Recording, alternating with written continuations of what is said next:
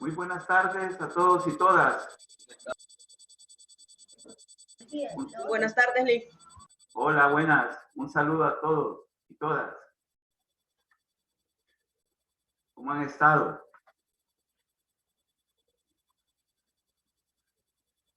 Pues espero que bien. Buenas tardes. Bien, Liz, bien, gracias. Qué bueno. Qué bueno.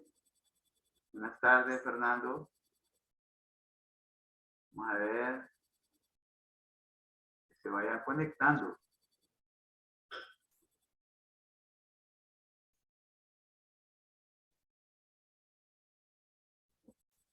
Bueno. Bien. Y la semana pasada, precisamente, nos habíamos quedado con la clase que ustedes van a utilizar. Esta y la próxima clase es la que van a utilizar para hacer el mapa conceptual. Esto ya lo habíamos definido. Por eso es que es muy importante que lo que nosotros reflexionemos en esta clase y la otra, que viene después de, para que ustedes lo utilicen en la construcción de su mapa conceptual.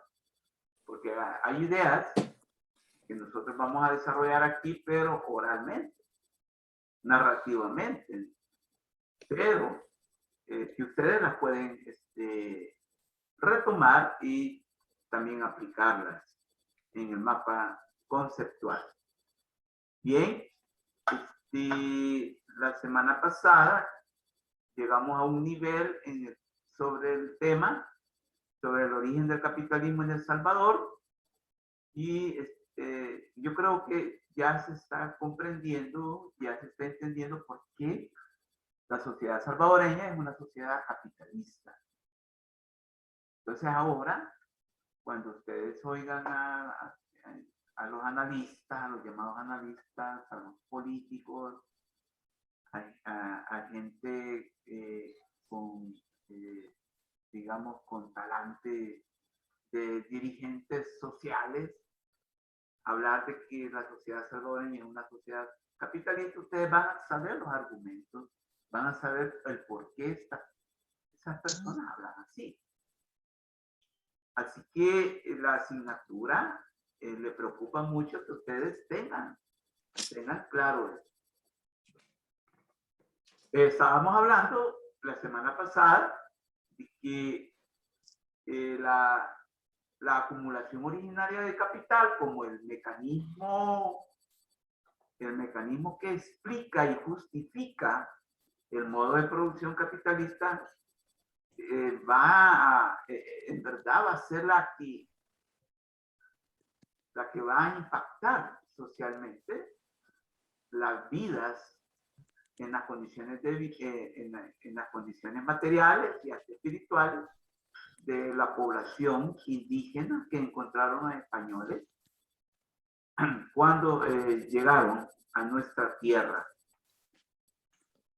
Así que esto es muy importante porque el impacto va a ser fuerte. El impacto va a ser bastante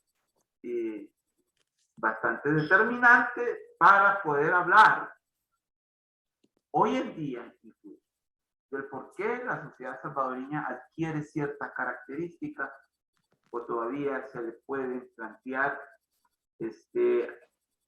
características que vienen desde tiempos atrás, sí, perdurando.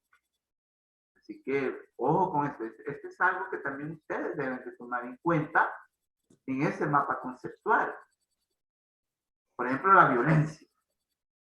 Sí, algo que en verdad yo he recalcado desde el principio es que la violencia es una característica constante desde que se fundó la sociedad salvadoreña, la sociedad moderna. Ojo, moderna, que con la llegada de los españoles. Es que podemos hablar de la historia moderna de El Salvador. Entonces, vamos a ver que la violencia va a ser algo característico. Ahora bien, yo quiero que tengamos también cuidado en algo muy importante, porque hoy en día todavía hay discursos mal enfocados, por no decir mal intencionados, que quieren justificar, digamos, determinados procesos para poder seguir explotando, para seguir manipulando, para seguir en una lógica de manipulación de la sociedad. Hay discursos todavía en nuestra sociedad que plantean o que manejan que la violencia es algo natural en la sociedad salvadoreña. Y eso no es cierto. Ni en la sociedad salvadoreña, ni en ninguna otra sociedad humana existente. Ni en otra organización humana existente. Yo quiero dejar claro, y lo quiero dejar bien cimentado.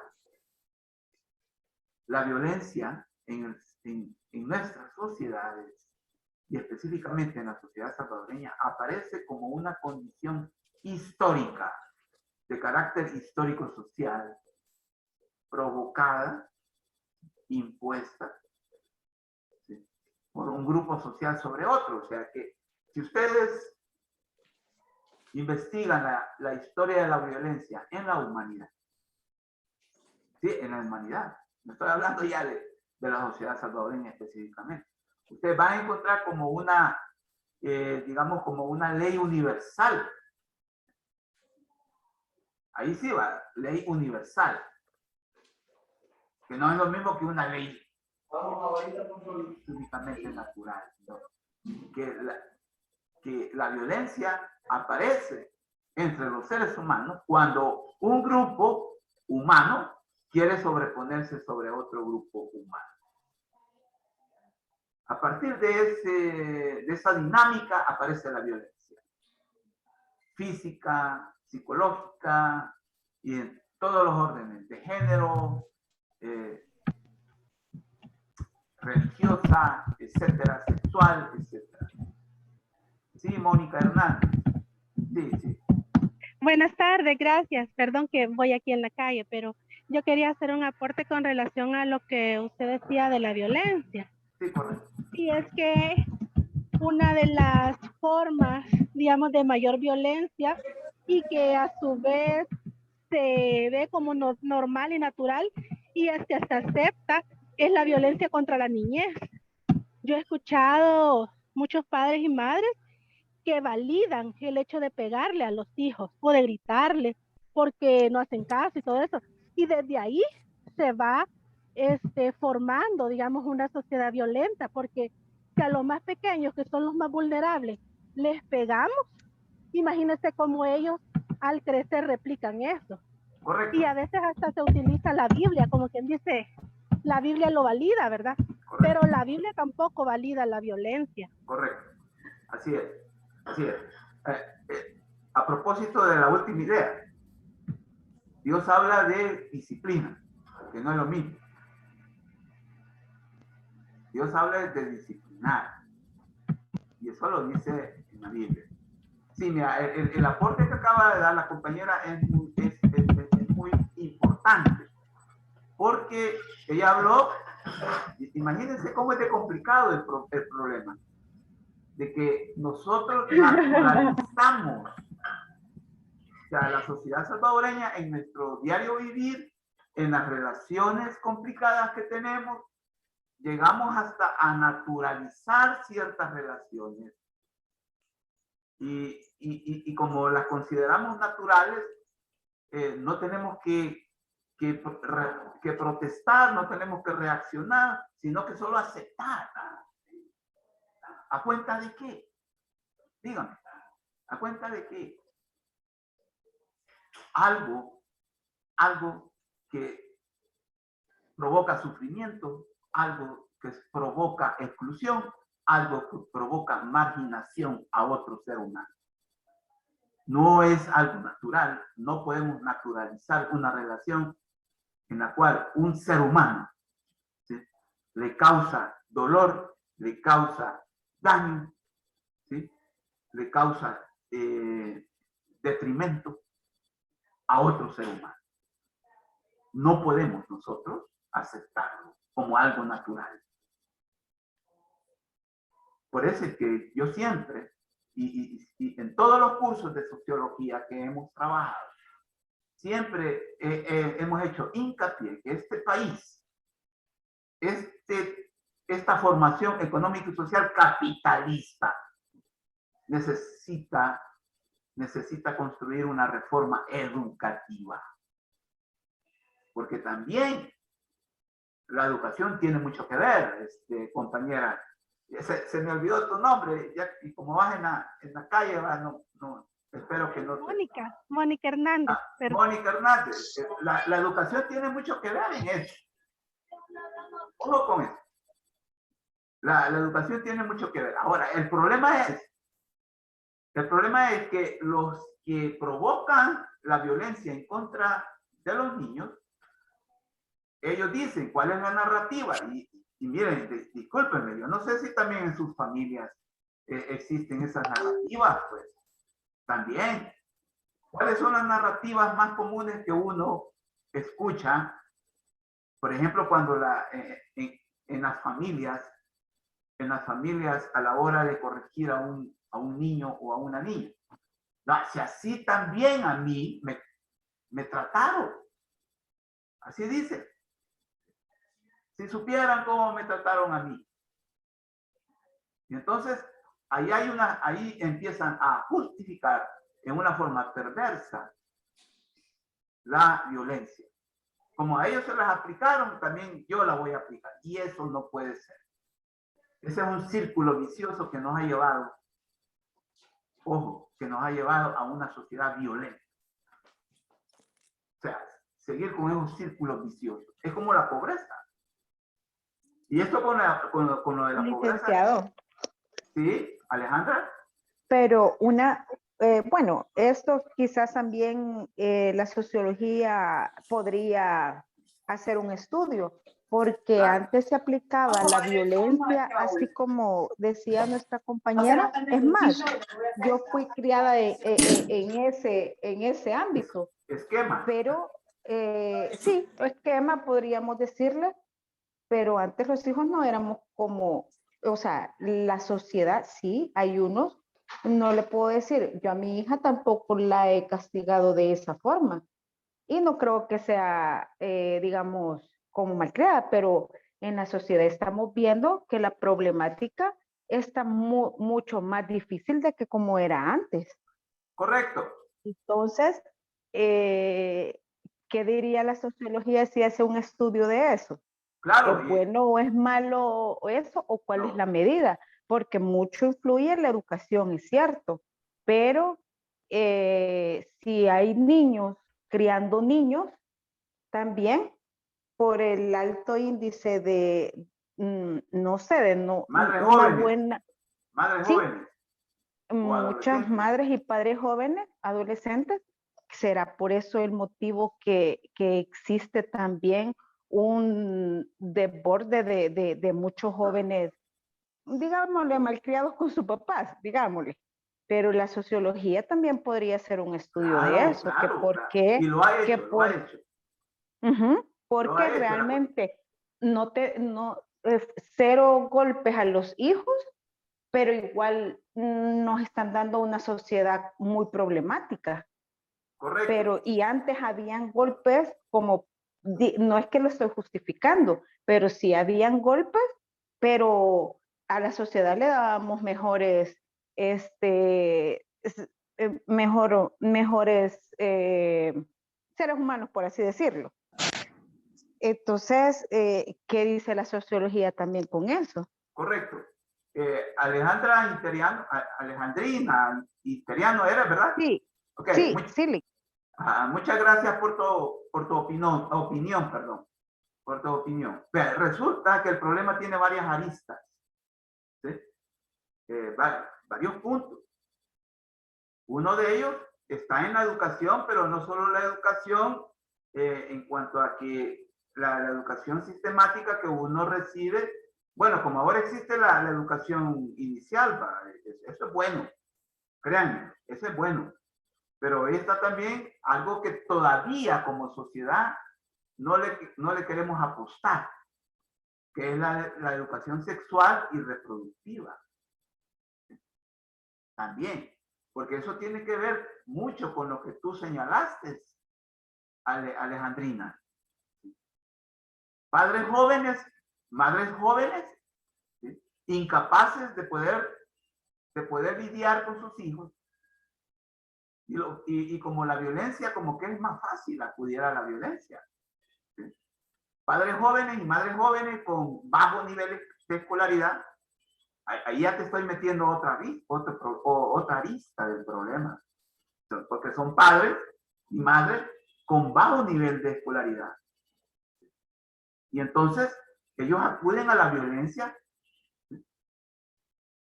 para poder disque formar a sus hijos. Disque formar a sus hijos. Entonces, el problema tiene varias aristas, por no decir muchas aristas. Y entonces, claro, a los hijos se les corrige, se les disciplina. Más ahora que existen enfoques que hablan de una disciplina positiva. Lick, quería comentar algo. Sí, claro.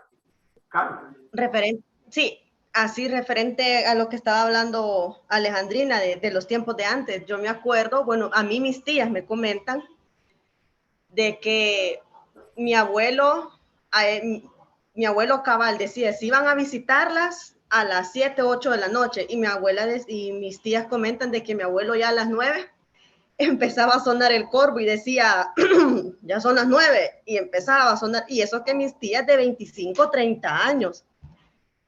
Y ya después recuerdo cuando yo estuve en el colegio, de que yo casi 18, 19 años tuve novio, y aún así mis papás como que me dejaron. Pero mi tía me decía, no, si mi abuelo te viera, me decía, te saca corbazos a tu novio, me decía, o te regaña, o nos encerraba, porque mi tía me decía, nosotros nos encerraba. No podíamos ni asomarnos a la ventana, porque ¿y qué está vigiando? ¿Y a quién está viendo? Y entonces ahora es como que se ha liberado un poquito eso, ¿no? Tiene que ver con muchos, yo sé que no, quizás no está completamente ligado a esto, pero como que una parte tiene que ver mucho con los embarazos en la adolescencia. Ah, claro. Bueno. Porque, bueno, mi mamá sí se embarazó bien joven. A mí me tuvo casi de 19 años. Pero mi mamá no la ha criado, a mi mamá no la ha criado, o sea, sus papás, ella pues la crió una tía, y no es como que, yo siempre he creído que bajo la mirada de los papás uno se cría mejor. Claro. Como que con padres un poco más estrictos uno se va criando mejor, y uno siento que va como que más encaminadito, por decirlo así. Correcto. Que criarse con algún tío, con algún primo. Claro. Gracias, Carla, por tu opinión. Fíjense que Carla acaba de mencionar otra arista del problema, que es la familia. ¿Sí? O sea, hay muchos aspectos que como sociedad nosotros no le apostamos. Una es a la educación sexual y reproductiva, y otra es también a la familia. ¿Sí? El fortalecimiento de la familia. Porque mire, lo mejor que le puede suceder a un ser humano es que se desarrolle bajo los auspicios de una familia y que vea a papá y a mamá, que vea a su papá y a su mamá, siempre juntos. Ese imaginario colectivo es bien escaso en la sociedad salvadoreña. Ahora bien, ante las opiniones, que son 3 que han habido, yo quisiera que se tomara muy en cuenta que hoy somos una población más numerosa. Ojo con eso, hay que tomar en cuenta los demográficos. La otra es la facilidad. Lo que yo les hablaba sobre el enfoque tecnológico. el enfoque tecnológico de la sociología. Hay mucha facilidad para la información y la comunicación, y esa, en una forma malintencionada o mal enfocada, está formando seres humanos sin el conocimiento de los límites de la libertad.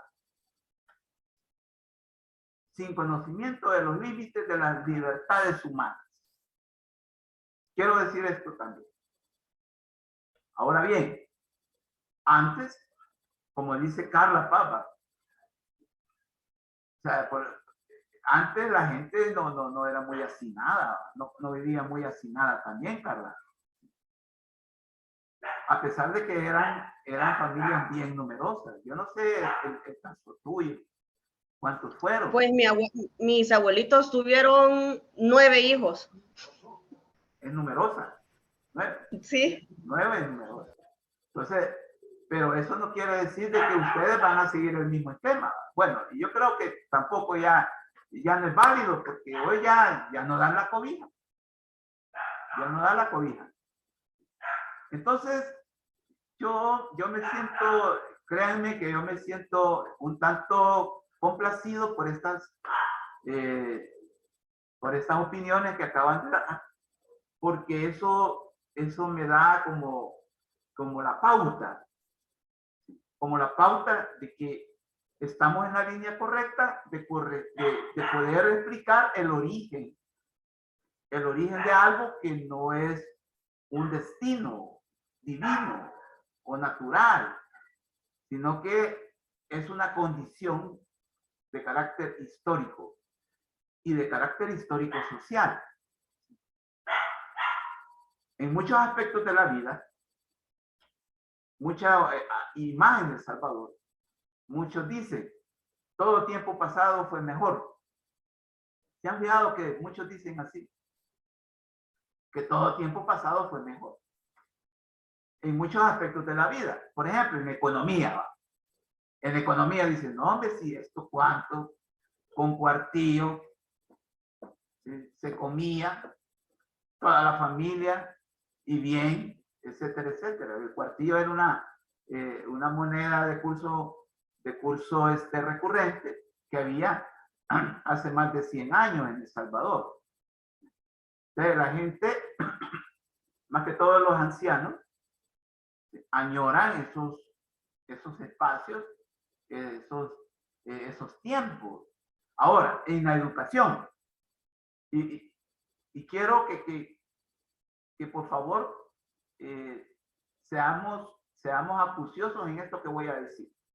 Cuando yo digo acuciosos, que no solo se queden con el planteamiento mío, sino que escudriñen fuentes bibliográficas, obviamente.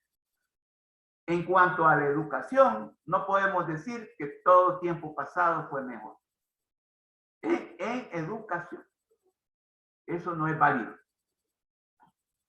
No es válido andar diciendo que todo tiempo pasado fue mejor. Por favor, ese planteamiento que quede en sus mentes, en sus conciencias. Y yo, si ustedes gustan, pues podríamos entablar, qué sé yo, pues una especie de foro virtual en cuanto a que podamos nosotros pues fundamentar más eso. Pero de lo que estamos tratando, que es el origen de un modo de producción que hasta hoy en día, ahorita a las 4:20, existe y es el que norma nuestra vida, que es el modo de producción. ¿Sí? Es el modo de producción capitalista. Y entonces ese norma nuestras vidas en cuanto a cómo organizarnos material y hasta espiritualmente. Somos una sociedad capitalista. Ahora bien, una sociedad capitalista pobre, subdesarrollada, pero ese es otro punto. Imagínense compañeras que ustedes han opinado, imaginen cuántas aristas, cuántos aspectos tenemos que hablar para poder hablar de un solo tema, que es la formación social salvadoreña, que es la sociedad. No bastan 2 clases cada día que nos reunimos, ni el curso, o sea, ni el tiempo del ciclo para hablar de estos problemas. Me llama la atención cuando Alejandrina habló de que, bueno, la sociología tiene respuestas. Sí, tiene respuestas. Y lo ha hecho, y lo hace, y lo va a seguir haciendo. El problema es que en la sociedad salvadoreña, y más que todo, sus gobernantes no escuchan a la ciencia. No escuchan a los científicos. Y el COVID-19 ha sido, ojo, ha sido un problema en el cual los científicos, ustedes pues, ustedes que son los que ven los problemas de la salud, no han sido escuchados. Entonces, mucho menos van a escuchar a los científicos sociales, a los sociólogos. Sí, claro. La sociología tiene respuestas y respuestas fundamentadas. Entonces, eso me llamó la atención porque en realidad cualquiera pues diría, bueno, y entonces, ¿acaso no estamos nosotros como sociólogos haciendo algo por esto? Claro que sí. Lo que pasa es que somos una sociedad que excluye, ¿sí? Una sociedad que margina incluso a la gente preparada, como dicen, esa atribución en nuestra sociedad es bien recurrente. Yo no sé, tú, Carla, ¿cuántos años tienes tú, Carla? Disculpa la pregunta. Yo tengo 32. 32, entonces. 32, sí, pero dígame. Pero tú ya has escuchado que en nuestra sociedad la gente, más que todo la gente mayor, habla de que la gente preparada, dice. Eso, hablando de eso, perdón, mi abuelo ya murió hace varios años atrás, pero yo no sé cómo es que hacía antes, pero él era arquitecto, él era ingeniero, él era doctor, él era mecánico. Yo no sé, yo creo que estudiaba 3 meses algo y él ya era máster en algo, porque él diseñaba esto, él era electricista, él construyó la casa, es que él puso el piso, es que él pintó, es que él puso el techo, es que él cambió todo, o sea, yo no sé cómo es que hacían antes y ahora decía él, porque él era bien estricto, mi abuelo era bien estricto, él decía que 5 años decían mucho, eran mucho para una carrera, decía él, máximo 6 meses se aprendía todo, decía, y ya en 6 meses suficiente porque todo lo demás está en la práctica, en la vida, decía, vayan, salgan a la calle, ahí es donde uno aprende, ahí es donde uno decía él se iba a dar en los dientes, porque ¿de qué te sirve? Le decía a un primo que teníamos, que pasarás estudiando. Bueno, cuando estés ahí, ¿qué vas a hacerles? Sí, claro. Esas son narrativas que corresponden a un tiempo histórico definido. Ojo con eso. Son narrativas humanas que corresponden al tiempo que le tocó vivir al Señor, a la época. ¿Y saben cómo se llaman todo eso que dice Carla? Que él hacía de albañil, él hacía de electricista, él hacía de plomero, agricultor, yo no sé si fue agricultor. Sí, él íbamos a un terrenito allá por Chalate y él plantaba caña, tenía plátanos, tenía guineos, tenía tomatillos, tenía matas de, ¿cómo es que se llama? Whisky, yo no sé ni cómo hacía, no sé. Entonces, Carla, eso se llama, ¿saben cómo se llama eso? Se llaman saberes. Saberes. No se llama necesariamente conocimiento. Porque distinto es el conocimiento a un saber. Increíble. Pero todo eso que tú has señalado, Carla Paz, son los saberes de los seres humanos que crecieron y se desarrollaron en determinado tiempo histórico. Ahora, la antropología sí le llama saberes. Nosotros también. Eso de saberes, Lick, ahora en el trabajo, hablando de eso, hablábamos con una señora ya mayor, y no me acuerdo cómo fue que empezamos a hablar, y ella decía, pero es que antes te daban Altamisa si te dolía el estómago. Ibas a buscar Altamisa. O te daban esencia coronada, o te daban aceite de tiburón o aceite de bacalao, y todavía a mí mi mamá me llegó a dar aceite de tiburón, entonces son de los peores recuerdos que yo tengo. Correcto. Pero ahora yo tengo un hijo y yo no le diera aceite de bacalao, ni cuando él me dice me duele el estómago, yo no saldría a buscar Altamisa para machucarse y dar, o sea, uno busca como que, digamos, algún jarabe o algo. Correcto. ¿Qué es lo que se configura ahí? La ubicación en un tiempo histórico totalmente distinto. ¿Sí? Totalmente distinto. Entonces, es lo que tú también expresas. Por ejemplo, el aceite de bacalao, el tiburón, es bueno, pero para que no le dé a uno catarro, ¿va? ¿Sí? Eso sí es bueno. Dárselo a los niños. Nada más que ahora tiene sabores, ¿va? El aceite de hígado de bacalao tenía un sabor muy, digamos, muy feo, y entonces se lo daban a uno con limón, incluso, o sal. Pero el aceite de hígado de bacalao es bueno para el catarro, para que no le dé a los niños ni a las niñas. O sea, esos son saberes que el tiempo histórico ya pasó. Y entonces ahora es válido que ustedes se incorporen a un proceso de formación de 5 años, 3 años, ¿sí? Para poder optar también, pues a una incorporación al mundo del trabajo. Porque de eso se trata también, ¿verdad? Incorporación al mundo del trabajo. Pero me temo que nos habíamos desviado un poco, ¿verdad? Pero es bueno.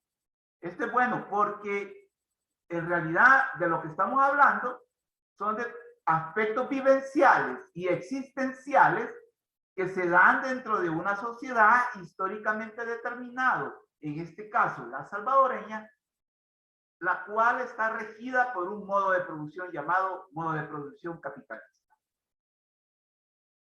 Ojo con esto. Y esto que acabo de plantear, ustedes lo pueden retomar en el mapa conceptual. Por lo tanto, Carla Paz, ¿me podrías leer esta diapositiva, por favor? Sí, las premisas fundamentales, esa. Sí, por favor. Dice, premisas fundamentales que explican dicho impacto. Con el proceso de acumulación originaria de capital, la sociedad indígena, aproximadamente una población de 300,000 habitantes. Ver, 2 puntos, fundamentos económicos de la burguesía salvadoreña de Eduardo Colindres. Encontrada por la invasión española, va a sufrir transformaciones radicales en lo económico, social, político, cultural, medioambiental y ecológico, convirtiéndose en una sociedad colonial y dominada por el yugo colonialista de los españoles a partir del siglo, quiero ver, si no me equivoco, es el 16 hasta el siglo XIX. Correcto. Un lapso que implicó la configuración de un pensar, sentir y actuar de sometimiento y subordinación a la lógica capitalista caracterizada por una... Hasta ahí. Entonces, Carla nos acaba de leer toda esa transformación, todo ese punto de inflexión que sufrió la sociedad, nuestra sociedad, y que en adelante va a ser una sociedad que va a estar cimentada, su pensar, sentir y actuar en una dinámica distinta, en una lógica distinta. Para el caso, en una lógica capitalista. Entonces, esa lógica capitalista va a estar caracterizada por una ¿qué? Por una sociedad colonial, y esto es muy importante, en la cual la violencia, la corrupción, la impunidad y la injusticia social formarán parte de la cotidianidad al interior de una nueva estructura de clases. El español peninsular, el criollo, el indígena y mestizo. Estos dos últimos, la mayoría de la población, dominados y explotados por los dos primeros, hasta que después del proceso de independencia, cuando la clase de los criollos asume como clase dominante sobre los demás. Esto es muy importante también. Esto es muy importante, porque ¿cuáles van a ser las características de esta sociedad colonial? Y eso no les gusta a muchos, que uno lo plantee. Mire, yo me he encontrado con mucha gente que no le gusta, no lo acepta, le hacen mala cara a uno. Porque muchos dicen, ay, que la sociedad colonial en El Salvador fue un tiempo tan bello, tan nostálgico ver esas edificaciones tan bonitas que vinieron a hacer los españoles, etcétera. Pero cuando uno les dice, mire, pero cómo eran las relaciones sociales en aquel entonces, eran violentas, eran corruptas, había impunidad, o sea, no había administración de justicia. Y también había injusticia social. Mire, estas son son cuatro características fundamentales. Y mire, esto nos debe de preocupar a todos y todas, que todavía existen en nuestra sociedad. La gente que no le gusta escuchar esas características, lamentablemente tienen que aceptarlo. Tienen que aceptarlo porque este es pan todavía de cada día en nuestra sociedad. Ojo con esto. Entonces, una estructura social también basada en una jerarquización injusta, en la cual en la cima van a estar los españoles peninsulares, o sea, los españoles que vinieron de España, y los criollos, los españoles nacidos aquí. Y el indígena, que es el original, es la población original, y el mestizo, que además del criollo, el mestizo son los grupos humanos propiamente coloniales, o sea, que surgen en la colonia, surgen en el tiempo de la colonia. El mestizo es producto de la colonia, el criollo también. Ojo con esto. El tiempo se nos está acabando, voy a dejar planteada esta premisa también. Fundamentalmente en lo económico se va a configurar el modelo económico agroexportador y monoagroexportador. Lo vamos a dejar cimentado ahorita. A las 5 volvemos para seguir con el planteamiento. ¿De acuerdo? Buenas tardes, licenciado. Hola. Gracias. Fíjese de que yo quería comentar que yo me encuentro sin grupo. Yo escribí ahí en el grupo de WhatsApp, pero no sé si habrán otros compañeros que estén sin grupo. Vaya, mira, lo que te puedo ofrecer es un tiempito para la próxima clase, para ver tu problema, ¿de acuerdo? Bueno, de acuerdo, licenciado. Bueno, nos vemos a las 5. Adiós.